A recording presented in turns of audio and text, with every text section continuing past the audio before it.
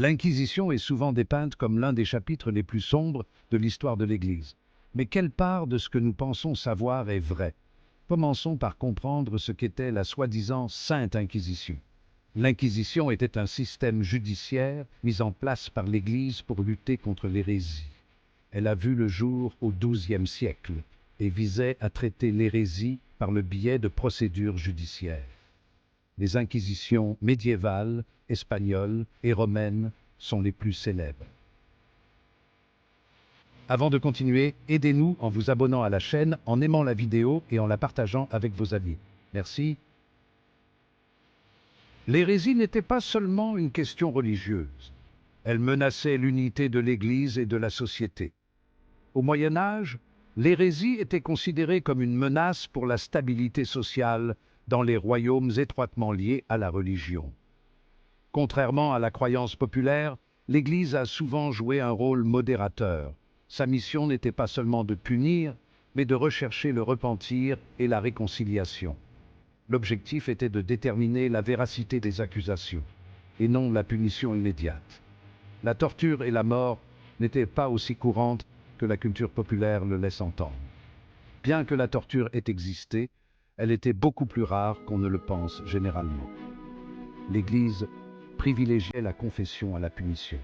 L'Inquisition espagnole était un cas unique, directement contrôlé par la couronne espagnole. Ses motivations allaient au-delà de la religion, ciblant les juifs et les musulmans convertis pour assurer la loyauté envers l'Espagne catholique. Pendant la Réforme protestante, les ennemis de l'Espagne et de l'Église ont propagé une légende noire, un ensemble de mythes visant à discréditer le catholicisme en exagérant les actes de l'Inquisition. Des siècles de conflits religieux ont conduit à la suspicion que les Juifs et les musulmans convertis, connus sous le nom de conversos et de morisques, pourraient saper l'Espagne chrétienne.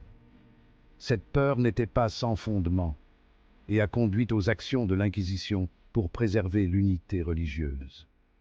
Contrairement à la perception générale, la plupart des personnes traduites devant l'Inquisition n'ont pas été exécutées.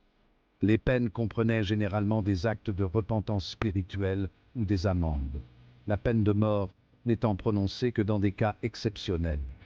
Les recherches actuelles indiquent que le nombre réel d'exécutions se situait entre 3000 et 5000 sur plusieurs siècles, bien moins que les dizaines de milliers souvent avancées. L'Inquisition, bien qu'imparfaite, doit être comprise dans son contexte historique. Elle faisait partie d'un effort plus large pour maintenir l'unité sociale et religieuse. En comprenant les faits, nous pouvons séparer le mythe de la réalité et percevoir ce chapitre de l'histoire de manière plus nuancée. À vous de jouer. Pensez-vous que l'Inquisition était davantage un produit de son époque ou un exemple d'extrémisme religieux? Pourquoi? Partagez votre avis dans les commentaires. Merci d'avoir regardé. N'oubliez pas de vous abonner à la chaîne, d'aimer la vidéo et de la partager avec vos amis. À bientôt!